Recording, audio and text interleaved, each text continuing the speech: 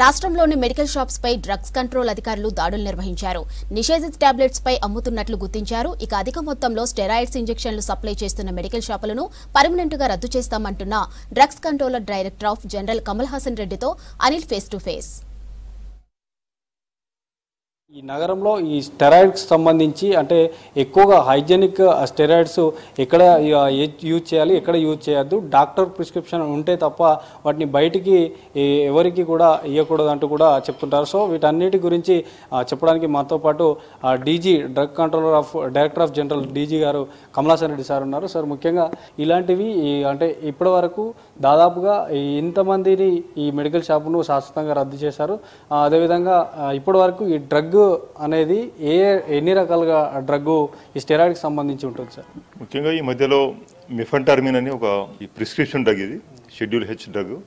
Schedule H అంటే doctor prescription లేకుండా అమ్మడానికి లేదు. డ్రగ్ కంట్రోల్ అడ్మినిస్ట్రేషన్ అధికారులు ఈ షెడ్యూల్ డ్రగ్స్ మిస్యూజ్ చేయకుండా రిపీటెడ్గా కట్టుదిట్టమైనటువంటి చర్యలు తీసుకోవడం వలన జిమ్ ఓనర్స్ చాలామంది బయట రాష్ట్రాల నుంచి తెప్పిస్తున్నారు. ముఖ్యంగా ఇండియా మార్ట్ ద్వారా ఈ మెఫెంటార్మిన్ ఇంజెక్షన్ తెప్పించి జిమ్ గోయర్స్కు, జిమ్లో రెగ్యులర్ ఎక్సర్సైజ్ పోయేటువంటి వాళ్ళకు ఇవి సజెస్ట్ చేస్తున్నారు. వాళ్ళకి ఏంటంటే చాలామందికి ఈ మెఫెంటార్మిన్ ఇది ఎన్డీపీఎస్ డ్రగ్ కాదు.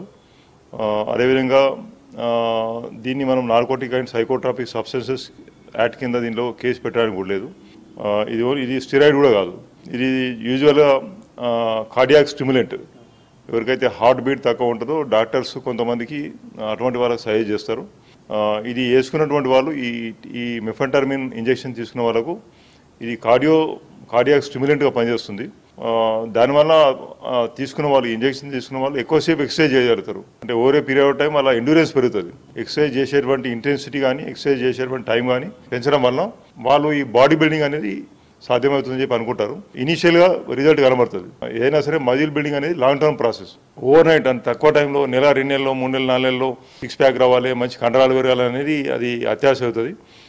దీనికి చాలా టైం పడుతుంది. ఎవరైతే మనం సినిమాలో చూపిస్తున్నారు కానీ, లేకపోతే బయట వాళ్ళు కానీ 3 నెలలు 4 నెలల్లో వాళ్ళు కష్టపడితే ఆ ఫిజిక్ ఆ షేప్ వస్తుంది. కానీ జిమ్ పోయే వాళ్ళు ఏంటంటే తక్కువ టైంలో రావాలి అనే ఉద్దేశంతో ఇటువంటి తప్పుడు బట్టి మెఫెంటార్మిన్ ఇంజెక్షన్ కానీ, తర్వాత స్టెరాయిడ్స్ కానీ తీసుకుంటున్నారు. దానివల్ల మనం ఈ మధ్యలో చాలా ఇన్సిడెంట్స్ చూసినాము. చాలామంది యూత్ బిలో 30 ఇయర్స్ వాళ్ళే జిమ్లో ఎక్సర్సైజ్ చేస్తూ అక్కడనే కొలాప్స్ అవుతున్నారు. దాని రీజన్ ఏంటంటే this may be one of the reason. వాళ్ళ కార్డియాక్ ప్రాబ్లం ఉండొచ్చు, but this may be also one of the reason. అదేవిధంగా ఇదే కాకుండా సైకోసిస్ ప్రాబ్లం వస్తుంది, ఇన్ఫెర్టిలిటీ ప్రాబ్లం వస్తుంది, అండ్ కార్డియాక్ అరెస్ట్ జరిగేటువంటి అవకాశం ఉంటుంది. అదేవిధంగా ఈ టెస్టోస్టిరాన్ హార్మోన్స్ ఉంటాయి. ఇవి వన్ ఆఫ్ ది స్టిరాయిడ్.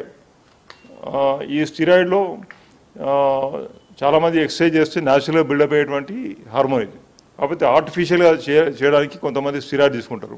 అవి తీసుకుంటే ఏమవుతుందంటే బాడీ బిల్డింగ్లో మజిల్ బిల్డ్ అవుతుందని చెప్పి ఒక నమ్మకంతో తీసుకుంటారు. కానీ దాంతో లాంగ్ టర్మ్ చాలా ఎఫెక్ట్స్ ఉంటాయి. ముఖ్యంగా ఇన్ఫెర్టిలిటీ ప్రాబ్లం వస్తుంది, కిడ్నీ ప్రాబ్లం వస్తుంది, దెన్ సైకోసిస్ ప్రాబ్లం వస్తుంది, then it may lead to cardiac problem also. దీనివల్ల తీవ్రమైనటువంటి దుష్పరిణామాలు ఉంటాయి. కాబట్టి దీన్ని మేము చాలా తెలంగాణ డ్రగ్ కంట్రోల్ అడ్మినిస్ట్రేషన్ చాలా షాప్స్ ఇన్స్పెక్షన్ చేయడం జరిగింది. మీరు అడిగినట్టు ఇమీడియట్గా స్టాటిస్టిక్స్ అవైలబుల్ లేవు, బట్ చాలా షాప్స్ మేము యాక్షన్ తీసుకున్నాం. హ్యాబిట్ ఫార్మింగ్ డ్రగ్స్, ముఖ్యంగా కొన్ని నైట్రాబిట్ లాంటి ట్యాబ్లెట్స్, స్లీపింగ్ ట్యాబ్లెట్స్ అవి వేసుకుంటే నిద్ర పట్టేటువంటి పరిస్థితి ఉండదు.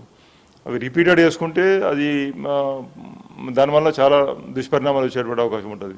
అదేవిధంగా యాంటీమైక్రోబియల్ రెసిస్టెన్స్, యాంటీబయాటిక్స్ అవసరం ఉన్నదానికి లేని దానికి అవసరం లేకపోతే కూడా వేసుకుంటే over a period of time బాడీలో యాంటీమైక్రోబియల్ రెసిస్టెన్స్ డెవలప్ అవుతుంది.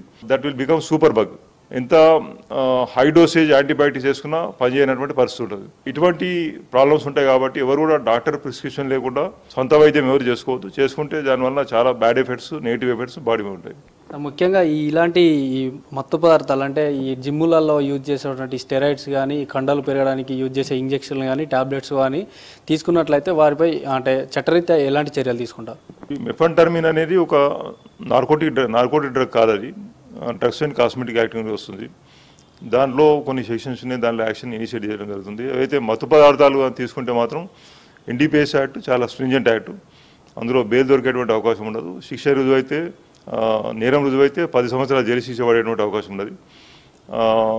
లైఫ్ మొత్తం స్పాయిల్ అవుతుంది. కాబట్టి ముఖ్యంగా యువత అందరూ కూడా ఎన్డీపీఎస్ డ్రగ్స్ మత్తు పదార్థాలకు చాలా దూరంగా ఉండాలని చెప్పి నేను కోరుతున్నాను. ఎక్కువగా రాష్ట్ర వ్యాప్తంగా ఇప్పటివరకు దాదాపు ఏవైతే ఈ స్టెరాయిడ్స్ను జిమ్ సెంటర్లకు కానీ లేదంటే బయట కానీ ఏమైనా డిస్ట్రిబ్యూట్ చేస్తే మాత్రం వారిపైన చట్టరీత్యా చర్యలు తీసుకుంటామంటూ కూడా director of general drug controller Kamalasan Reddy sir చెప్తున్నారు.